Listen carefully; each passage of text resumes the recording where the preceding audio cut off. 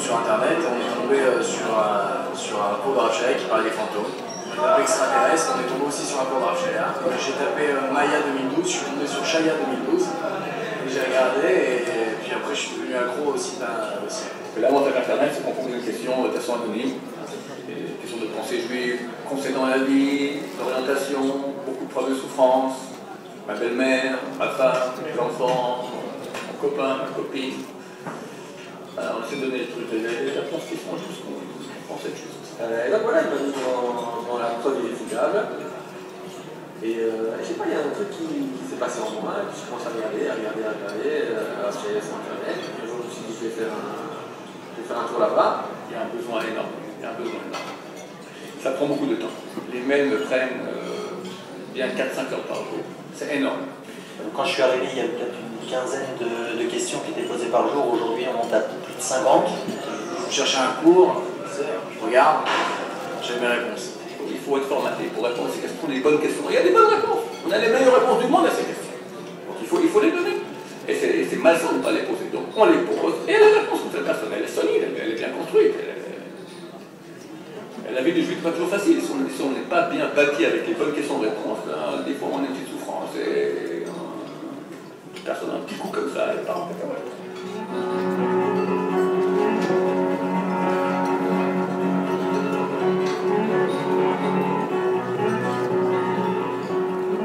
C'est même pas les cours, d'accord. C'est un des amis qui m'a dit, ben non, on filme un cours, on met sur internet.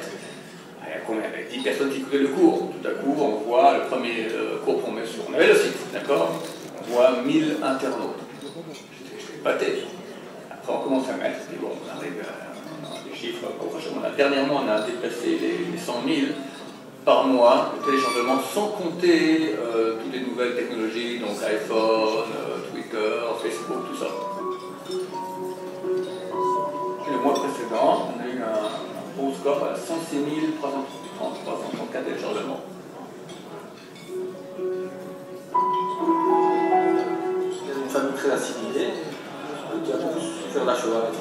Mon identité juive, elle m'a toujours un peu titillé. C'est pour ça que Rav Shaya, c'était un déclencheur, mais je pense que c'était déjà à l'intérieur.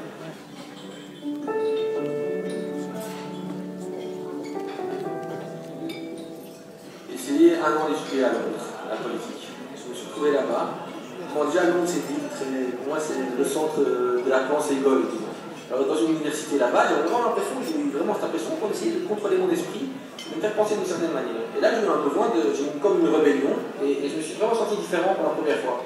Et là, mon identité juive est fort ressentie, mais vraiment une rébellion presque spirituelle. Bien que j'avais aucune idée de Torah, etc.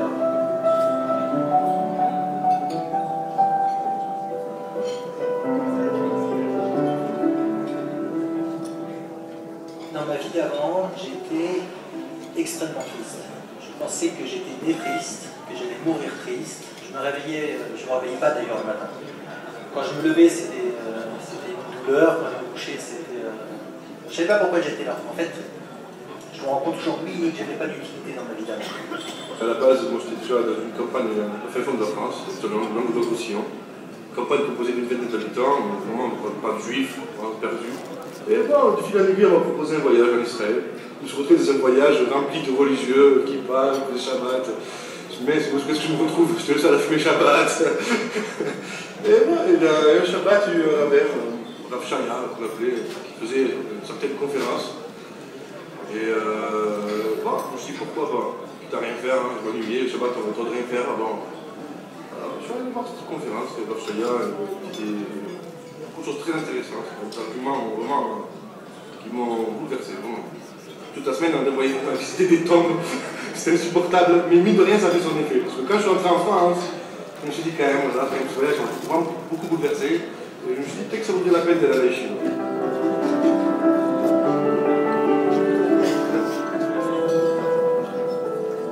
L'avantage du ballet Chouba, c'est que c'est massivement pur. Ils ont créé des fois des situations mirobolantes. Tolpec, des fois des vidéos avec sa Goya, Miss Monde, d'accord, Miss France, Miss Suède, d'accord, je sais pas quoi. Il a quitté pour la Torah. C'est certain qu'ils ont fait des efforts énormes par amour.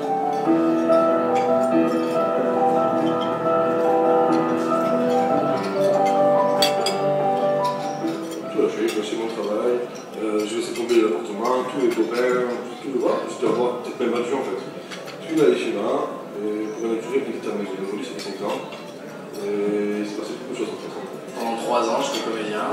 J'ai continué après à faire mes petits films.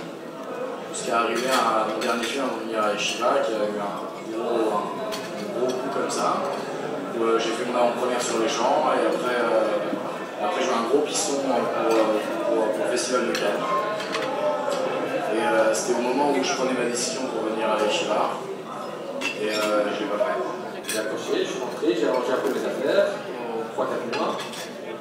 Et puis je suis revenu pour jusqu'à aujourd'hui. Je suis jamais retourné vraiment. Millimètre par millimètre par millimètre par millimètre, j'ai avancé. Je me suis séparé de la personne avec qui je vivais, je me suis retrouvé chez ma mère. Je commençais à me dire, oh là, elle ressemble à rien, ma fille, qu'est-ce que je fais rien et tout, etc. Et là, je me suis dit, non, c'est pas. Ça fait 6 mois que tu pries Hachem tous les jours. Et là, il y a une espèce de clipa qui était autour de mon cœur, une écorce comme ça. Je l'ai senti exploser. Là, j'ai respiré peut-être pour la première fois de ma vie. Et là, j'ai su ce que je voulais devenir vraiment. Et c'est comme ça que je me suis retrouvé ici.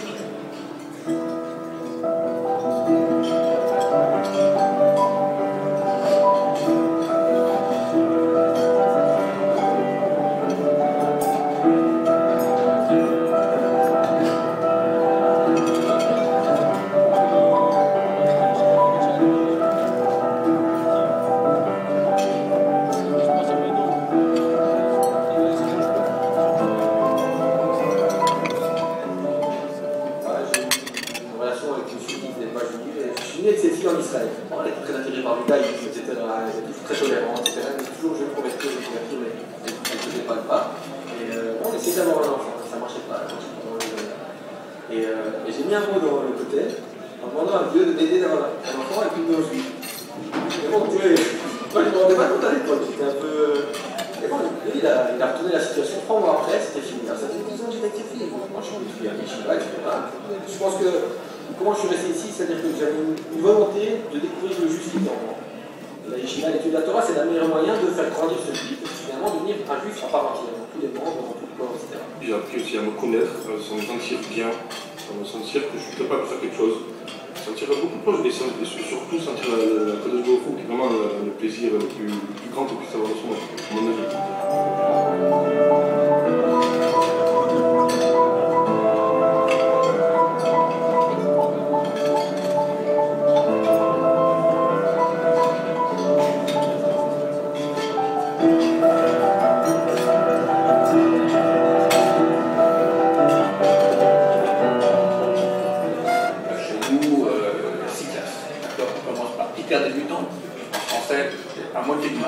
Avec une éducation au milieu un peu de pensée juive, de notions basiques du judaïsme.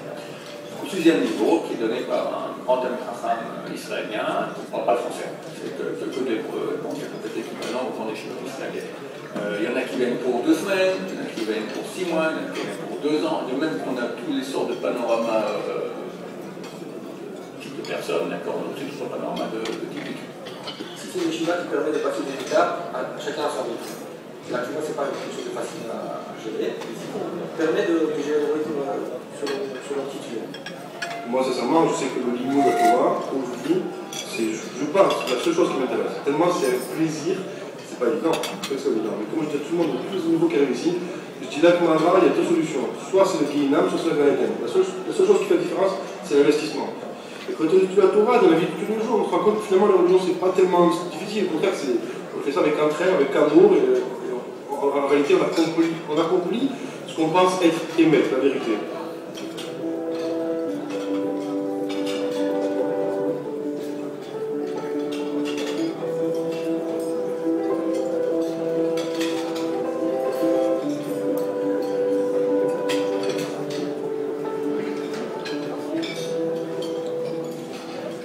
Il y a des grands besoins. Surtout des yeshivas de famille orthodoxe normale. Les parents sont intéressés à ce que leurs enfants étudient. Donc c'est très bien pour eux, mais ils payent. Mais non, on attend des balais chouba très souvent, la majorité du temps, les parents sont opposés à la démarche de leur enfant. La personne, elle n'a pas d'argent. fait bien ici, très souvent. Non seulement on doit lui faire gratuit, même l'aider financièrement pour le minimum. Des fois, il lui manque de quoi acheter un habit, il fait froid, il n'y a pas de quoi l'acheter, il ne peut pas étudier la Torah.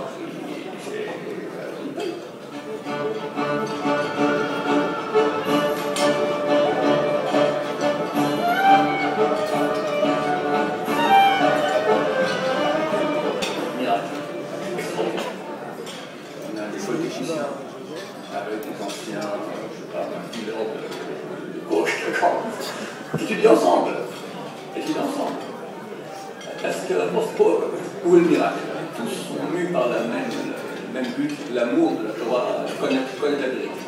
Alors, cet amour de la Torah, il arrive à casser toutes les différences. Et l'essentiel, c'est qu'on est ensemble, on s'entend dans l'étude. Les Yeshivas, comme ça, on voit qu'on travaille une méthode, parce qu'on est vraiment 27 par 64 ou 50. Toujours les chiffres, on vient tous au point commun. Et je pense que ça peut permettre de tisser un lien entre les personnes pour pouvoir installer une bonne entente dans la Yeshiva.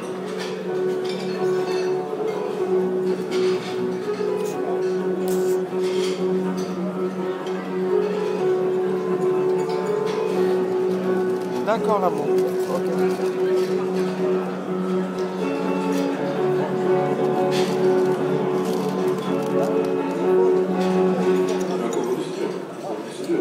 Moi, je suis de la campagne, j'aime beaucoup d'activités spécialement réservées à la campagne, telles que le conseil champignon, par exemple. Aujourd'hui, ça me manque. La chasse, ça me manque. C'est très dur. Même les gens aussi, les gens de la campagne, sont complètement différents des gens de la ville. Mais aujourd'hui, je vois les copains que j'ai, je vois l'environnement, je vois la vie que j'ai, je vois la tomate que je prends. Je pense qu'il n'y a pas de mesure. C'est le même.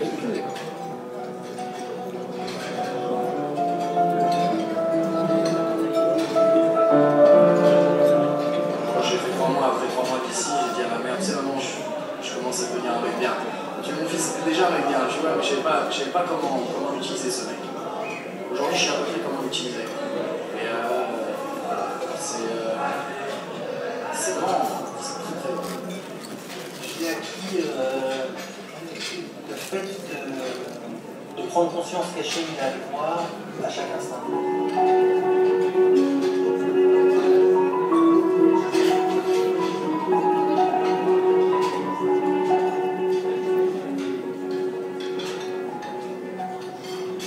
Hachem m'a sauvé. Hachem c'est moi qui fais tu vois. C'est Hachem qui m'a fait tu vois.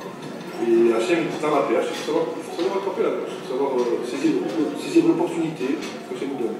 Pour moi, c'est l'archelière qui je le vois vraiment comme une grue qui est venue chercher dans la boue. La main de Dieu, c'est extraordinaire, des miracles, c'est très beau. On voit comment Hachem aujourd'hui veut que son peuple revienne. Et bon, Hachem, tous les juifs qui sont dans le coup, qui se mobilisent et ils vont faire ce qu'ils peuvent faire, ceux qui savent parler, ceux qui savent donner un livre, donner une cassette, donner un lien, ceux qui poussent de l'argent, un sourire, d'accord, faire en sorte que tous nos frères reviennent à la Torah, ma chère, bien,